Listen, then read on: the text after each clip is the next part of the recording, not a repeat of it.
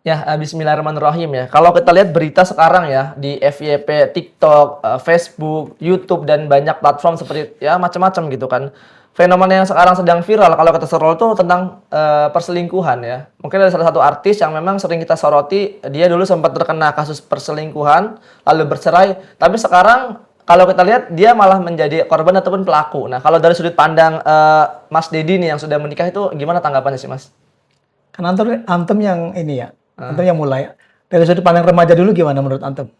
Kalau dari saya pribadi kan kalau melihat berita yang ada gitu kan, mereka itu menikah di umur yang cukup belia, 18 dan 19 tahun. Sebenarnya untuk meminimalisir perzinahan ataupun sekarang kan memang banyak ujian cobaan ya, fitnah wanita, itu cukup bagus. Nah, tetapi sayangnya ya di dalam itu mungkin dianya kurangnya komunikasi ya sehingga mungkin terjadi cekcok dan si laki ini merasa lebih nyaman ketika ngobrol dengan yang lainnya. Ya pasti semua itu nggak terjadi ujuk-ujuk karena memang usia mereka pernikah itu sudah sekitar 6 sampai 7 tahun, ya pasti banyak bumbu-bumbu ataupun dinamika rumah tangga yang sebenarnya itu bisa diselesaikan dengan komunikasi dan nggak harus pergi keluar kota ataupun mencari pelampiasan yang lain. Mungkin kayak gitu sih. Itu dari sudut pandang Antum ya, Iya, betul. remaja. Heeh. Belum nikah tuh? Belum, belum. Iya, ya. Ini kan kasus viral kan karena melibatkan bagian dari public figure saat ini ya. Karena seseorang yang dimaksud beberapa tahun lalu mungkin mengalami broken home atau perceraian yang disinyalir adanya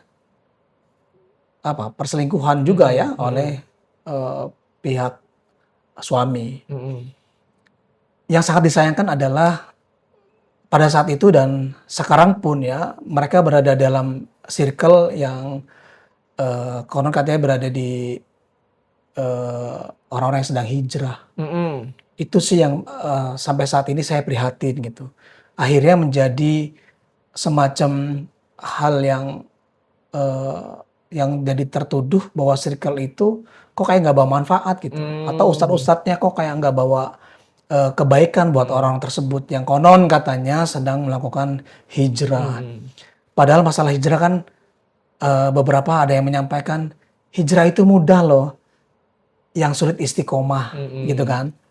Nah, hijrah itu memang perlu keistiqomahan dengan cara apa? Tentunya dengan cara kita terus nuntut ilmu, betul nggak? Betul. Dan itu harus diaplikasikan.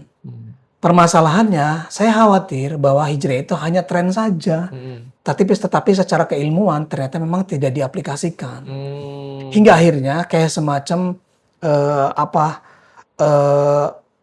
ya perubahan lifestyle aja gitu. Ini kan buat orang-orang yang memang belum melakukan hijrah menjadikan contoh yang kurang baik akhirnya buat teman-teman yang tadinya niat mau hijrah melihat sosok seseorangnya seperti itu, walaupun memang nggak semua kan, hanya oknum lah ya. Nah, ditambah ada kekhawatiran ini menjadi stigma ya, tendensi buruk terhadap komunitas taklim gitu. Ya kan, bahwa ini menjadi kegiatan-kegiatan yang nggak ada manfaatnya. Contohnya buktinya itu orang-orang yang ada di lingkaran itu pada faktanya melakukan, mohon maaf ya, perselingkuhan, mungkin perzinahan. Sekalipun ya kita memang belum tahu pasti nih apa yang dilakukan oleh mereka itu sesuai dengan tuduhan-tuduhan yang saat ini berkembang. Karena perzinahan dan lain sebagainya itu tidak bisa serta-merta kita tuduh begitu aja. Karena semuanya memiliki delik hukum atau memiliki konsekuensi hukum. Siapa yang berzina, siapa yang menuduh zinanya itu memiliki sanksi yang berat di dalam pandangan Islam. Hati-hati. Tetapi yang saya secara pribadi khawatirkan sekarang adalah ada beberapa akhirnya orang memanfaatkan terhadap konotasi atau istilah-istilah hijrah akhirnya mohon maaf ya, dimanipulasi atau bahkan di stigma buruk dan lain-lain. Itu sih.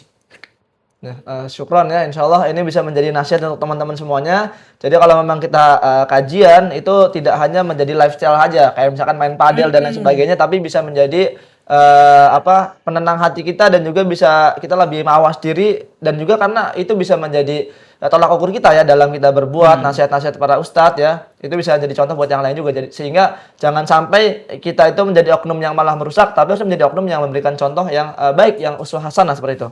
Mungkin terima kasih untuk teman-teman yang sudah menyimak. Barakallahu fikum. Syukran Ustaz. Syukran. Ya, kurang lebih seperti itu Ustaz.